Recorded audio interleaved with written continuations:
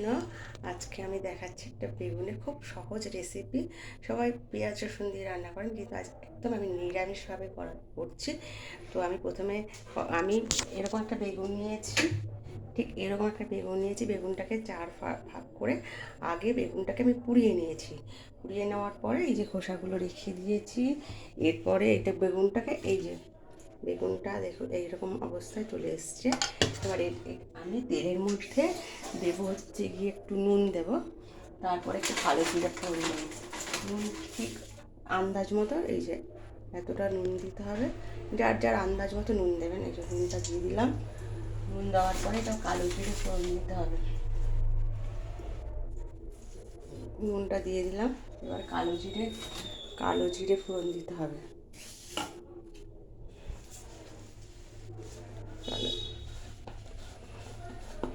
আমি কালো জিরে দিই। এবার যে পেঁয়াজ রসুন খাবে সে পেঁয়াজ, আমি এই যে কালো জিরে ঠিক এতটুকুনি কালো জিরে দিলাম। এই যে কালো জিরে ফোড়ন দিয়ে তারপরে তারপরে দিই আমি এবারে পেঁয়াজ রসুন যেহেতু দিই না, সেহেতু আমি একটু হিং দেব। হিং দিয়ে দিলাম আন্দাজ মতো। এইবারে আমি বেগুনটাকে এর মধ্যে দিয়ে দেবো। এই যে বেগুনটাকে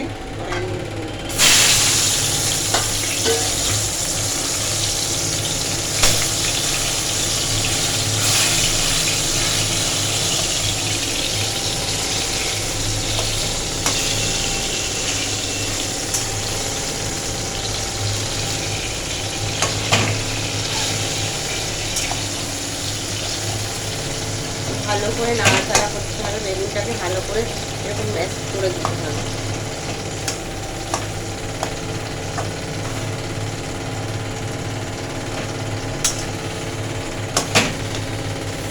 আচ্ছা, এরপরে এটা হতে থাকলে আমি আমি এই টমেটোটাকেও পুড়িয়ে নিয়েছিলাম, টমেটোটাকেও দিয়ে দিচ্ছি। আর টমেটোটাকে দেওয়ার পরে আমি এই এই লঙ্কাগুলোকে আমি বেগুনের মধ্যেই দিয়ে দিয়েছিলাম। তো এখন আমি লঙ্কাগুলোকে দিয়ে দিলাম। আমার যে যা খাবে তার আন্দাজ মতো দিতে হবে। আমি লঙ্কাগুলোকেও শুকনো করে রেখেছিলাম, দিয়ে দিলাম। এবার দিতে হবে দিয়ে একটু একটু জিরের গুঁড়ো দিতে হবে। অনেকক্ষণ ধরে এটাকে নাড়াচাড়া করতে হবে।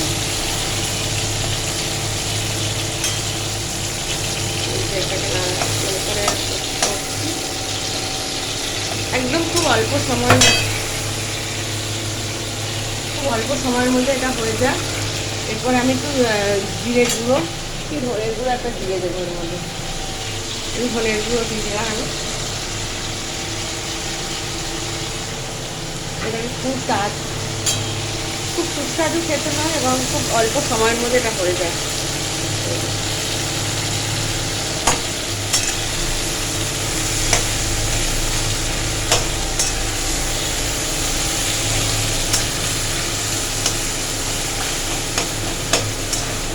আর বেগুন তো খুব তাড়াতাড়ি হয়ে যায়। বেগুনে বেশি সময় লাগে না। যাই হোক, এরকমভাবে এরকমভাবে করতে থাকলাম। জলটা বেগুনের মধ্যে একটু মানে জল বেরোয়, একটু সামান্য জল ভাব আছে, ওটা বেরিয়ে গেলে বেগুনটা বেশ ড্রাই মত হয়ে যাবে। তারপরে এটা সুস্বাদুই লাগবে খেতে। জলটা বেরিয়ে যাবে আর আস্তে আস্তে যখন শুকিয়ে আসবে তখন